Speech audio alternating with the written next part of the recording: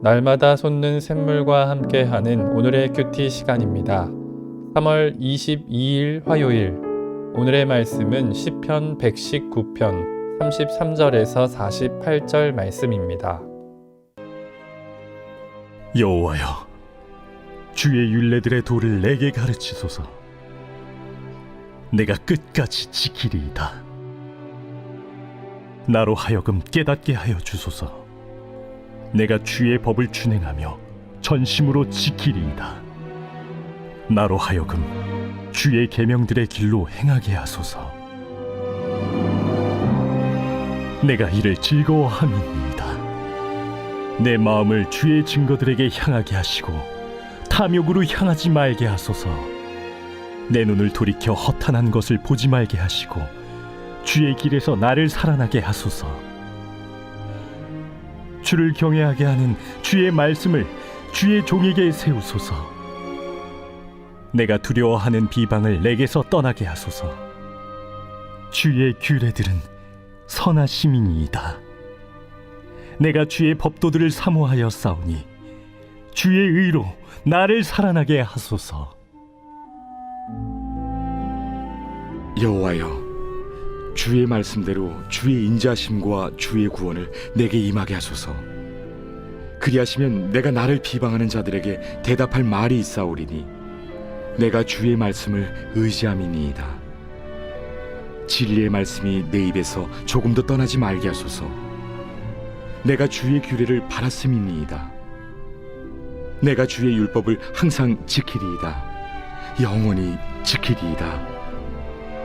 내가 주의 법도들을 구하여 싸우니 자유롭게 걸어갈 것이오며 또 왕들 앞에서 주의 교훈들을 말할 때에 수치를 당하지 아니하겠사오며 내가 사랑하는 주의 계명들을 스스로 즐거워하며 또 내가 사랑하는 주의 계명들을 향하여 내 손을 들고 주의 율례들을 작은 소리로 읊조리리이다.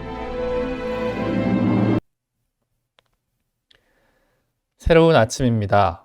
푸뉴마, 하나님은 거룩한 영이십니다. 우리가 한 사람을 안다고 말하기 위해선 그 사람에 대해 얼마나 알고 있어야겠습니까? 이름이나 성별, 직업이나 나이 정도를 아는 것은 너무 부족할 것입니다. 그 사람의 전화번호나 가족관계, 취미나 특기 정도를 아는 것도 매우 작은 부분입니다. 사실 우리는 아주 가까운 가족이라 할지라도 그 사람이 지는 해를 바라보며 무슨 생각을 하는지, 또 나를 바라보는 눈빛에 무슨 말을 숨기고 있는지 전혀 알지 못할 수도 있습니다. 그렇다면 과연 우리는 하나님의 말씀은 얼마나 알고 있다고 할 수 있겠습니까? 시편 119편의 저자는 176절이나 되는 긴 길이로 하나님의 말씀을 노래하고 있습니다. 한 가지 대상을 여러 각도에서 다양하게 보는 것은 분명히 그 대상을 이해할 때 많은 도움이 됩니다. 다만 우리가 미리 인정할 것은 이 땅에서 아무리 오래 하나님의 말씀을 연구하고 묵상해도 그 말씀의 신비를 털끝만큼도 안다고 자랑할 수 없다는 사실입니다. 이 땅에서 우리에게 드러난 계시는 사도 바울이 말한 것처럼 옛 청동 거울로 보는 것 같이 희미한 부분이기 때문입니다.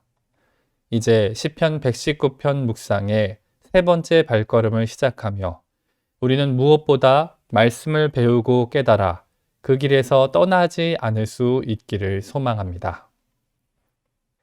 지난주에 설명해 드렸듯이 시편 119편은 두 가지 특징이 있습니다.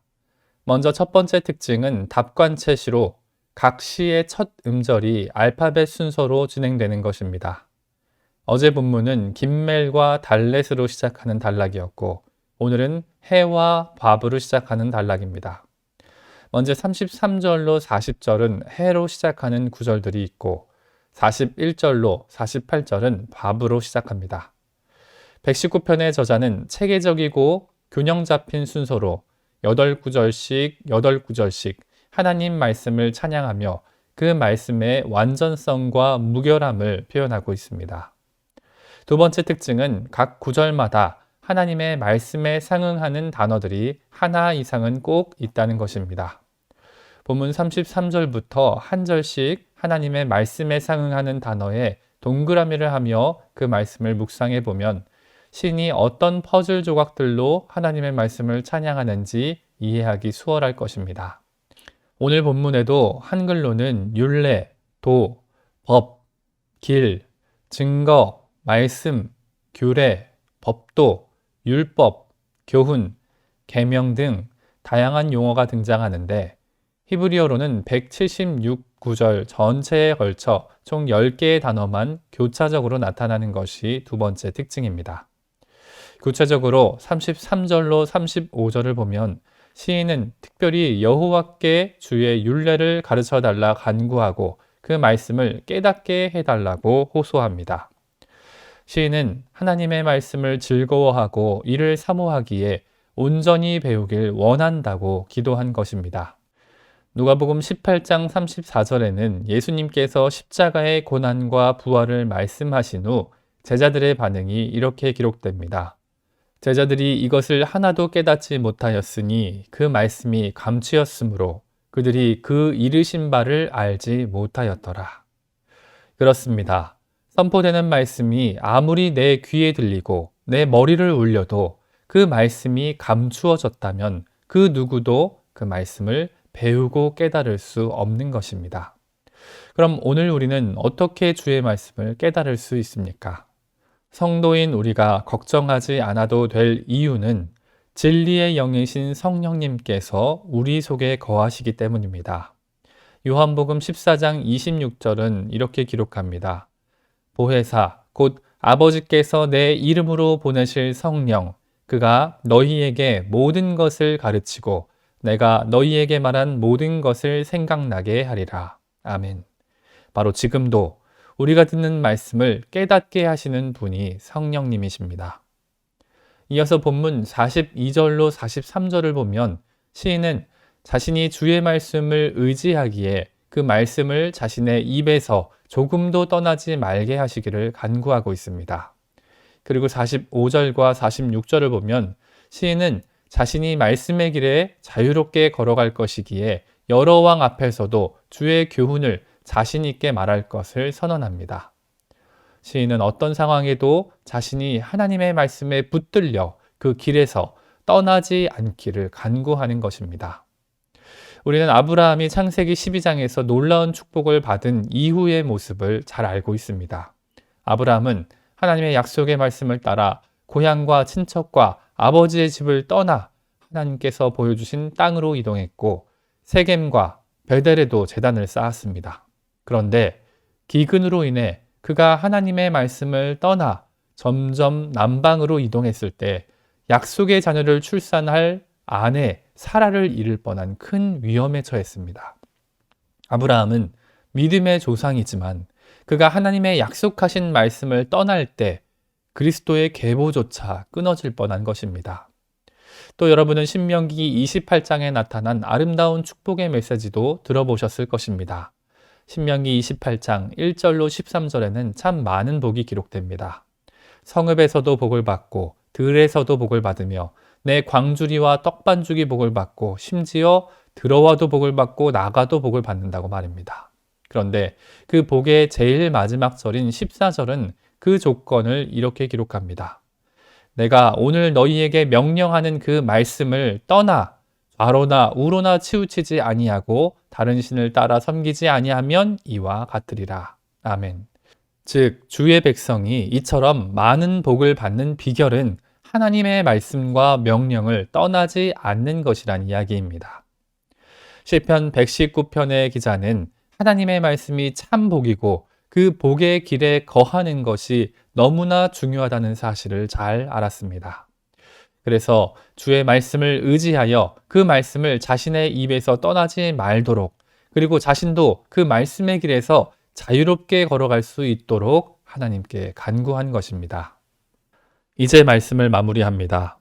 오늘 우리는 시편 119편의 33절로 49절을 통하여 말씀을 깨달아 아는 것과 그 말씀을 떠나지 않는 것의 중요성을 살펴보았습니다.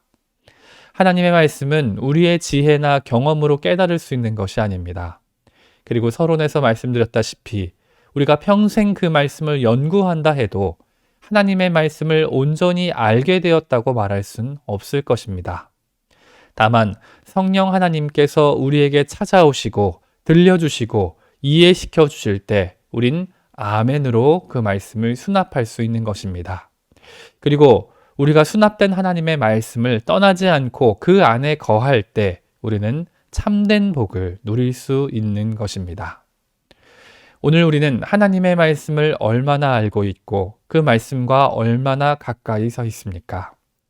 시편 119편을 통해 176절이나 되는 긴 시로 하나님의 말씀과 그 신비를 설명한 시인조차 여호와께 간구하고 호소하며 그 율례와 법도를 가르쳐 깨닫게 해달라고 매달립니다.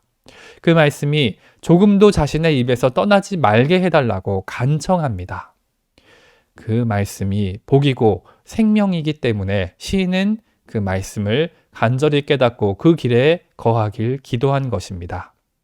오늘 이 말씀을 듣는 저와 여러분도 하나님의 말씀이 우리를 살리는 생명이자 참 복인 줄 믿으시길 소망합니다.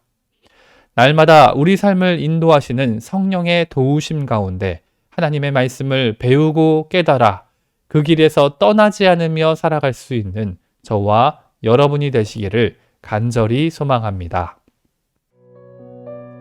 함께 주님 가르쳐 주신 기도로 말씀을 마무리하고 개인적인 기도 제목과 자신이 속한 공동체를 위해서 또 한국 교회와 세계 열방을 위해서 기도하기를 원합니다. 하늘에 계신 우리 아버지, 아버지의 이름을 거룩하게 하시며 아버지의 나라가 오게 하시며 아버지의 뜻이 하늘에서와 같이 땅에서도 이루어지게 하소서. 오늘 우리에게 일용할 양식을 주시고 우리가 우리에게 잘못한 사람을 용서하여 준 것 같이 우리 죄를 용서하여 주시고 우리를 시험에 빠지지 않게 하시고 악에서 구하소서. 나라와 권능과 영광이 영원히 아버지의 것입니다. 아멘.